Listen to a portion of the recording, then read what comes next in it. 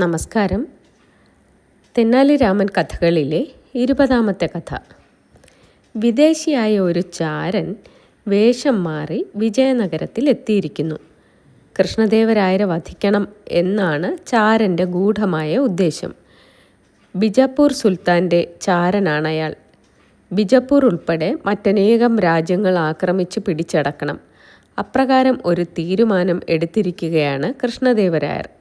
ആ ആക്രമണത്തെ തടഞ്ഞു നിർത്താൻ തനിക്ക് സാധ്യമാവുകയില്ല. അക്കാര്യം ബിജാപ്പൂർ സുൽത്താന് അറിയാമായിരുന്നു. കൃഷ്ണദേവരായരെ വധിച്ചാൽ ആക്രമണമുണ്ടാവുകയില്ല.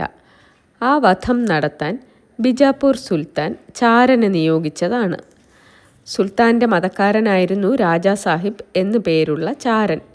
അനേകം നാടുകളിൽ സഞ്ചരിക്കുക, അവിടുത്തെ ആളുകളുമായി ഇടപഴകുക, അനേകം ഭാഷകൾ സംസാരിക്കാനുള്ള കഴിവ് സമ്പാദിക്കുക, ഇതൊക്കെ രാജാ സാഹിബ് ചെയ്തിട്ടുണ്ട്. ഒരു ബ്രാഹ്മണൻ്റെ വേഷം ധരിക്കാൻ, ബ്രാഹ്മണനെ പോലെ സംസാരിക്കാൻ അയാൾക്ക് ഒട്ടും ബുദ്ധിമുട്ടില്ല. ആ വേഷത്തിൽ തന്നെയാണ് വിജയനഗരത്തിൽ വന്നതും. അയാളോട് ഒരു പ്രാവശ്യം സംസാരിച്ചതേയുള്ളൂ. കൃഷ്ണദേവരായർക്ക് അയാളോട് അതിയായ ആദരവുണ്ടായി. എത്ര ഭംഗിയായിട്ടാണ് അയാൾ സംസ്കൃതത്തിൽ സംസാരിക്കുന്നത്! വേദങ്ങളിൽ നിന്നും ഉപനിഷത്തുകളിൽ നിന്നുള്ള എത്ര ഭാഗങ്ങളാണ് ഉദ്ധരിക്കുന്നത്! പേര് രാജയ്യർ എന്നാണ് അയാൾ പറഞ്ഞത്. മഹാപണ്ഡിതനാണ് രാജയ്യർ എന്ന് ചക്രവർത്തിക്ക് തോന്നി. അദ്ദേഹം അയാൾക്ക് സർവ്വസ്വാതന്ത്ര്യവും നൽകി. എന്തായിരുന്നു അതിൻ്റെ ഫലം? ചാരന് ഏത് സമയത്തും കൊട്ടാരത്തിൽ ചെല്ലാം, ഏതു മുറിയിലും പ്രവേശിക്കാം.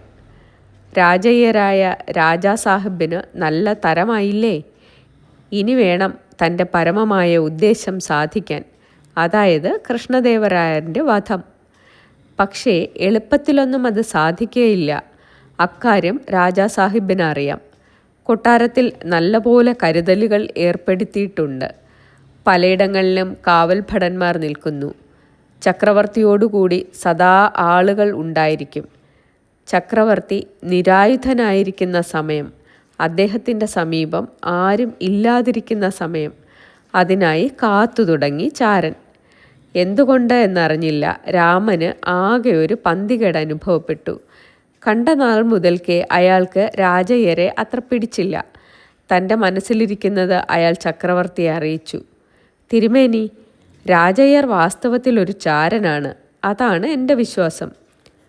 രാമ, ആ തോന്നൽ വെറും വിഡ്ഢിത്തമാണ്. അയാൾ ചാരനുമല്ല, ഒന്നുമല്ല. ആഢ്യ ബ്രാഹ്മണനാണ്, മഹാപണ്ഡിതനും. അദ്ദേഹം എത്ര ഭംഗിയായി സംസ്കൃതം സംസാരിക്കുന്നു! ഇല്ലെന്ന് പറയുന്നില്ല, പക്ഷേ ഉച്ചാരണത്തിൽ നിന്നും സംശയിക്കാനുള്ള വക കിട്ടും. അയാൾ ഈ നാട്ടുകാരനല്ല എന്ന്. അത് ശരിയാണ്, പക്ഷേ അതുകൊണ്ട് അയാൾ ചാരനായിരിക്കണമെന്നുണ്ടോ? എന്തോ എനിക്ക് ബലമായ സംശയമുണ്ട്. രാമ, നിങ്ങളുടെ സംശയം അസ്ഥാനത്താണ്. ഞാൻ തെളിയിച്ചു തരട്ടെയോ? ചെയ്തുകൊള്ളൂ. പക്ഷേ നാം തമ്മിൽ ഒരു കരാർ ചെയ്യണം. എന്തു കരാർ? തിരുമേനി, ഞാനൊരു പരീക്ഷണം നടത്തും. അതിന് എനിക്ക് സകല സ്വാതന്ത്ര്യവും തരണം. പരീക്ഷ അവസാനിക്കുന്ന നിമിഷം വരെ മറ്റാരും അറിയാനും പാടില്ല. പരീക്ഷണത്തിന് ഞാനും നിങ്ങളോടൊന്നിച്ചുണ്ടാവും. എന്താ, സമ്മതമാണോ? അതെ തിരുമേനി. അന്ന് രാത്രി തന്നെ പരീക്ഷണം നടന്നു. ഈയിടെയായി രാജയ്യർ കൊട്ടാരത്തിൽ തന്നെയാണ് രാത്രിയിൽ ഉറങ്ങുന്നത്. അതിനായി ഒരു മുറി ചക്രവർത്തി അയാൾക്ക് കൊടുത്തിട്ടുണ്ട്. രാമർ ഒരു കുടം തയ്യാറാക്കി വച്ചിരുന്നു. കുടത്തിനകത്ത് തണുത്ത വെള്ളമുണ്ട്. വെള്ളത്തിൽ ഒട്ടുവളരെ കൊച്ചു തവളകളുമുണ്ട്. രാമൻ ചക്രവർത്തിയെ കൂട്ടിക്കൊണ്ടുവന്നു. കുടം കയ്യിലെടുത്ത് രാജയ്യരുടെ മുറിയിലേക്ക് ചെന്നു. ഇരുവരും യാതൊരു ഒച്ചയും പുറപ്പെടുവിച്ചില്ല. രാമൻ രാജയ്യരുടെ തലയ്ക്കൽ ചെന്ന് നിന്നു. പെട്ടെന്ന് കുടത്തിലെ വെള്ളം അയാളുടെ മുഖത്തേക്കൊഴിച്ചു. വെള്ളത്തോടുകൂടി കൊച്ചു തവളകളും അയാളുടെ പുറത്ത് വീണു. അയാൾ ഉണർന്നു. എന്തോ വാക്കുകൾ ഉദ്ധരിച്ചു. ആ വാക്കുകൾ മറ്റേതോ ഭാഷയിലുള്ളവയായിരുന്നു. അയാളുടെ മാതൃഭാഷ എന്ന് സ്പഷ്ടം.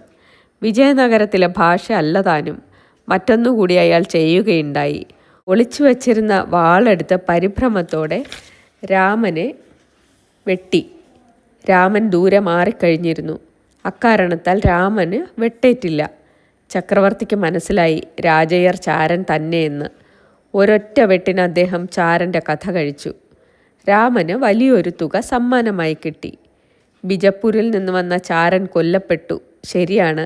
എങ്കിലും ബിജപ്പൂരിൽ നിന്ന് പിന്നെയും ഒരു അപായം ഉണ്ടായി. അതോ മറ്റൊരു രീതിയിലും.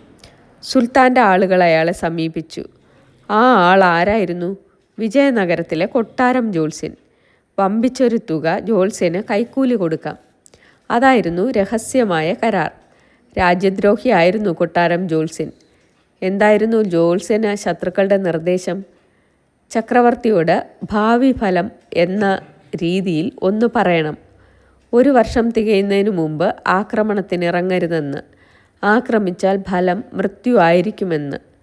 ജോത്സ്യൻ കൈക്കൂലി കൈപ്പറ്റിയിട്ട് തൻ്റെ ദ്രോഹം കൃത്യം ചെയ്തു. തിരുമനസേ, ഗ്രഹനില വളരെ മോശമാണ്. അവിടുന്ന് രാജ്യം വിട്ടിറങ്ങരുത്. അടിയൻ പറയുന്നത് ശ്രമിക്കണം. ആക്രമിച്ചാൽ മരണം സംഭവിക്കും. ആ ഫലം അടിയൻ തെളിഞ്ഞു കാണുന്നു, ജോത്സ്യൻ പറഞ്ഞു. ചക്രവർത്തി കൂട്ടാക്കിയില്ല. എൻ്റെ വിശ്വാസം അങ്ങനെയല്ല. ഞാൻ മരിക്കുകയില്ല, ജയിക്കുകയും ചെയ്യും. ഞാൻ എല്ലാ സജ്ജീകരണങ്ങളും പൂർത്തിയാക്കിയിരിക്കുന്നു. നിശ്ചയിച്ച ദിവസം ആക്രമണം നടക്കും. അദ്ദേഹം ഒട്ടും ചാഞ്ചല്യം കൂടാതെ പറഞ്ഞു. എങ്കിലും മറ്റുള്ളവർക്ക് ജോത്സ്യരെ വിശ്വാസമായിരുന്നു. സേനാനായകന്മാർ, മന്ത്രിമാർ, രാജ്ഞിമാർ എല്ലാവരും ചക്രവർത്തിയെ വിലക്കി. ഗ്രഹങ്ങളെ ധിക്കരിക്കുന്നത് ശരിയല്ല, അതായിരുന്നു അവരുടെ ആഗ്രഹം. ചക്രവർത്തിക്ക് നല്ല ആത്മവിശ്വാസമാണ്. എങ്കിലും എല്ലാവരുടെയും അഭിപ്രായം അനാദരിച്ചു എന്ന് വന്നുകൂടാ. ജോത്സ്യൻ പറഞ്ഞ ഭാവി ഫലം തെറ്റാണെന്ന് തെളിയിക്കണം. അതായി അദ്ദേഹത്തിൻ്റെ ആഗ്രഹം. അദ്ദേഹം രാമനെ ആളയച്ചു വരുത്തി. രാമ, ജോത്സ്യൻ്റെ പ്രവചനം ശരിയല്ലെന്ന് കാണിക്കണം. അതിന് ആർക്കെങ്കിലും സാധിച്ചാലോ? ഞാൻ അയാൾക്ക് വമ്പിച്ചൊരു തുക സമ്മാനിക്കാം. വല്ലവരെയും കണ്ടുപിടിക്കാമോ? അദ്ദേഹം ചോദിച്ചു. തിരുമേനി, അതിന് ഞാൻ മതിയാകും. പക്ഷേ ഒരു കാര്യം, ജോത്സ്യൻ പറഞ്ഞത് തെറ്റെന്ന് ഞാൻ തെളിയിച്ചു എന്നിരിക്കട്ടെ. ചിലപ്പോൾ ഞാൻ അയാൾക്ക് വല്ല ശിക്ഷയും നൽകിയെന്ന് വരും. അവിടുന്ന് അതിനെന്നോട് കോപിക്കരുത്, രാമൻ പറഞ്ഞു. ചക്രവർത്തിക്ക് സമ്മതമായി. അടുത്ത ദിവസം തന്നെ പരീക്ഷണം നടന്നു. ചക്രവർത്തി ജോത്സ്യനെ കൊട്ടാരത്തിലേക്ക് വരുത്തി. രാമനും ജോത്സ്യനും തമ്മിൽ സംഭാഷണം നടന്നു. ജോത്സ്യരെ, എനിക്ക് ഒന്നറിയാൻ അതിയായ ആഗ്രഹമുണ്ട്. നിങ്ങൾ സാധാരണയായി ഭാവി ഫലങ്ങൾ പറയാറുണ്ടല്ലോ. അവയെല്ലാം ഫലിക്കാറുണ്ടല്ലേ? തീർച്ചയായും ഫലിക്കാറുണ്ട്. അതിന് നിങ്ങൾക്ക് യാതൊരു സംശയവും വേണ്ട. ഒരു പക്ഷേ നിങ്ങളുടെ പ്രവചനം തെറ്റിയെന്നിരിക്കട്ടെ. അപ്പോൾ നിങ്ങൾ എന്ത് ചെയ്യും? രാമ, എൻ്റെ പ്രവചനം തെറ്റെന്ന് ഒരാൾ തെളിയിച്ചാലോ? അയാൾക്ക് ഞാൻ എൻ്റെ ജീവൻ കൊടുക്കാം.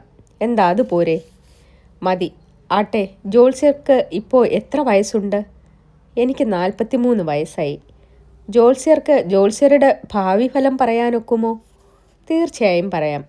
എപ്പോഴായിരിക്കും ജോത്സ്യരുടെ മരണം? എനിക്ക് 77 വയസ്സുവരെ ആയുസ്സുണ്ട്. അത് ഞാൻ നേരത്തെ ഗണിച്ചു കഴിഞ്ഞിരിക്കുന്നു. അതായത് ജോത്സ്യൻ ഇനി എത്ര വർഷം കൂടെ ജീവിക്കും? ഇനി 34 വർഷം കഴിഞ്ഞേ ഞാൻ മരിക്കുകയുള്ളൂ. അതിനിടയ്ക്ക് ജോത്സ്യൻ മരിക്കുകയില്ലെന്ന് അത്ര തീർച്ചയുണ്ട് അല്ലേ? അതെ. പിന്നീടെല്ലാം കണ്ണടച്ച് തുറക്കുന്നതിന് മുമ്പ് നടന്നു. രാമൻ ഉറയിൽ നിന്ന് വാൾ വലിച്ചൂരി ഒന്ന് വെട്ടി. ജോത്സ്യരുടെ ശിരസ് ശരീരത്തിൽ നിന്ന് വേറെയായി. രാമൻ ചക്രവർത്തിയുടെ നേർക്ക് തിരിഞ്ഞു. തിരുമേനി, ഇയാളുടെ ജോത്സ്യം തെറ്റെന്ന് ഞാനിതാ തെളിയിച്ചിരിക്കുന്നു, അയാൾ പറഞ്ഞു. ശരിയല്ലേ? ചക്രവർത്തിക്ക് സമ്മതിക്കാതെ തരമില്ലെന്നായി. ജോത്സ്യന് രാമൻ ശിക്ഷ കൊടുത്താൽ താൻ രാമൻ്റെ മേൽ കുറ്റം ചുമത്തുകയില്ല. അക്കാര്യം അദ്ദേഹം മുമ്പ് തന്നെ കരാർ ചെയ്തിരുന്നതാണ്. ചക്രവർത്തിക്കും രാമനും ഒരു ഊഹമുണ്ടായി. ഒരു പക്ഷേ ജോത്സ്യൻ ശത്രുക്കളുമായി ഇടപാടുകൾ നടത്തിയിരുന്നില്ലേ? ചക്രവർത്തി ഭടന്മാർക്ക് ചില നിർദ്ദേശങ്ങൾ നൽകി. ഭടന്മാർ ജോത്സ്യൻ്റെ ഗ്രഹത്തിൽ ചെന്ന് പരിശോധന നടത്തി. അവിടുന്ന് ചിലതെല്ലാം കണ്ടുകിട്ടി. ജോത്സ്യനും ശത്രുക്കളും തമ്മിലുള്ള കത്തിടപാടുകൾ. അപ്പോൾ ഇയാൾ കൈക്കൂലി വാങ്ങി രാജ്യദ്രോഹം ചെയ്തു അല്ലേ? അയാൾക്ക് നല്ല ശിക്ഷ കിട്ടി. വാസ്തവം വെളിച്ചത്തു വരാൻ എന്തായിരുന്നു കാരണം? രാമൻ്റെ രാജ്യസ്നേഹവും ബുദ്ധിസാമർഥ്യവും. ചക്രവർത്തി രാമന് വലിയൊരു കിഴി സമ്മാനിച്ചു. കിഴി നിറയെ സ്വർണ്ണ നാണയങ്ങൾ. പിന്നീട് ഒട്ടും താമസിയാതെ കൃഷ്ണദേവരായർ പട നീക്കി.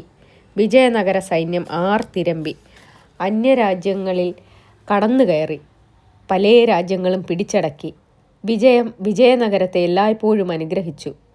ചക്രവർത്തി രാജധാനിയിൽ തിരിച്ചെത്തി. എൻ്റെ വിജയത്തിൻ്റെ പ്രധാന കാരണക്കാരൻ രാമനാണ്, അദ്ദേഹം എല്ലാവരോടും പറഞ്ഞു. അപ്പോൾ രാമന് കിട്ടിയതോ മുമ്പത്തേക്കാൾ വലിയ വലിയ സമ്മാനങ്ങൾ, പണക്കിഴികൾ. നന്ദി.